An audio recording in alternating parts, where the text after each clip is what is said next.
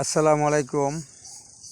হাদিসের বাণী আমিরুল মুমিনিন শেরে খুদা হজরত আলী হইতে বর্ণিত হইয়াছে, তিনি বলেন, আল্লাহ রাসূল সাল্লাল্লাহু আলাইহি ওয়াসাল্লাম ইরশাদ করেন, এক মুসলমানের উপর আর এক মুসলমানের 6টি অধিকার রয়েছে।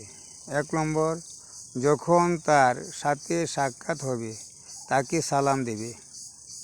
2 নম্বর, সে যখন তোমাকে ডাক দিবে ডাকে সাড়া দেবে। 3 নম্বর, যখন সে হাসি দেবে তখন হাসির জবাব দেবে।